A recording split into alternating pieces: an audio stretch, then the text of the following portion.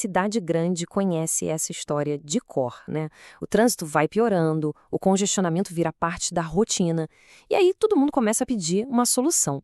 E a resposta, bom, ela parece estar bem na nossa frente, é quase um instinto. Quando a gente olha para uma cena dessas, o pensamento é quase automático. Tem carro demais para pouco espaço, certo? Então, a solução é simples: vamos criar mais espaço.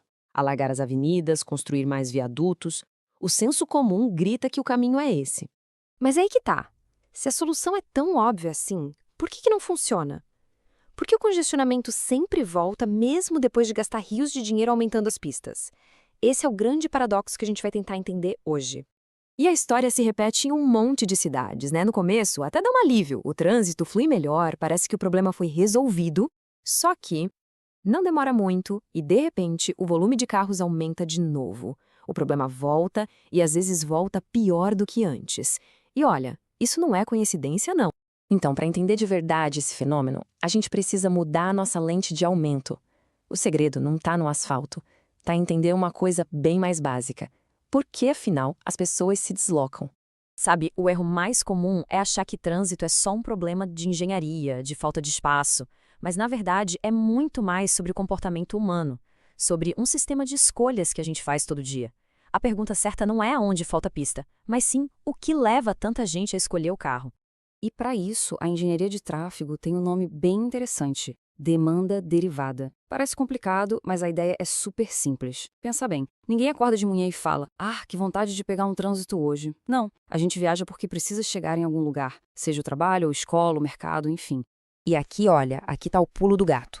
Essa necessidade de viajar, essa demanda, não é um número fixo cravado na pedra.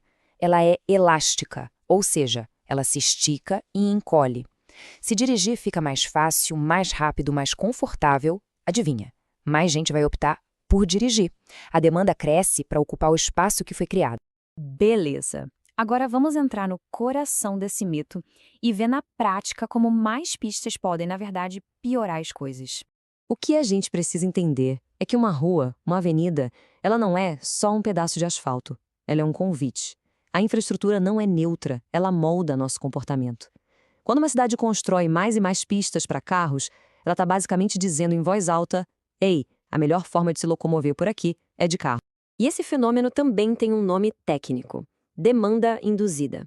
É esse conceito que explica essa ideia meio contraintuitiva de que construir mais ruas pode, na verdade, gerar mais trânsito. Porque as pistas novas não só acomodam os carros que já existiam, elas literalmente criam novos motoristas. Tá, mas de onde saem esses carros todos? Parece mágica? Que nada, é pura lógica humana respondendo a novos incentivos. Como a gente vê aqui, são pessoas que antes pegavam um caminho mais longo e agora usam a via nova. Gente que evitava o horário de pico e agora se arrisca. Pessoas que abandonam o ônibus ou o metrô. E até mesmo viagens que antes nem eram feitas, mas que agora, com a nova facilidade, passam a valer a pena. Juntando tudo isso, a gente começa a enxergar um padrão. Um ciclo vicioso que prende as cidades numa armadilha de congestionamento. Olha só esse ciclo, é quase uma receita de bolo para o fracasso. Primeiro, o trânsito piora e a população pressiona. Aí, a solução que vem à mente é alargar as vias.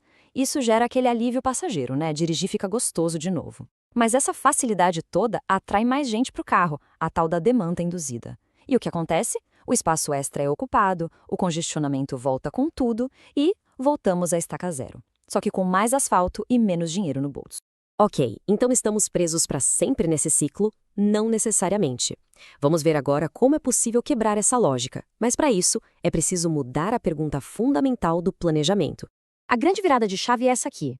O objetivo não pode ser acabar com o trânsito. Isso é uma miragem. O objetivo real tem que ser criar uma cidade onde as pessoas simplesmente não precisem do carro para tudo. É dar alternativas, dar liberdade de escolha.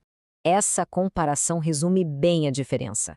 O jeito antigo de pensar tem uma meta: mover veículos. A solução: mais asfalto. O foco: aumentar a capacidade. Já o jeito mais inteligente muda tudo. A meta é mover pessoas. A solução é dar mais escolhas. E o foco é criar equilíbrio entre os diferentes modos de transporte. É uma mudança de filosofia de verdade. Mas o que quer dizer mais escolhas na vida real? Não é só um discurso bonito. Significa, por exemplo, ter um transporte público que funcione, que seja confiável. Significa ter ciclovias seguras e calçadas decentes, que convidem as pessoas a caminhar.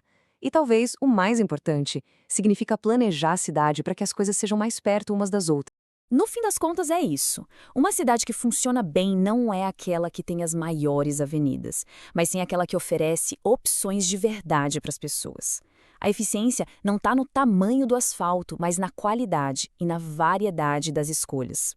E tudo isso nos deixa com uma pergunta para pensar. Quando a gente anda pela nossa própria cidade, o que a gente vê? Um espaço desenhado para carros passarem rápido ou um lugar feito para pessoas viverem bem? A prioridade está nos veículos ou nas pessoas? Porque a resposta que a gente der para essa pergunta vai definir o futuro da nossa mobilidade.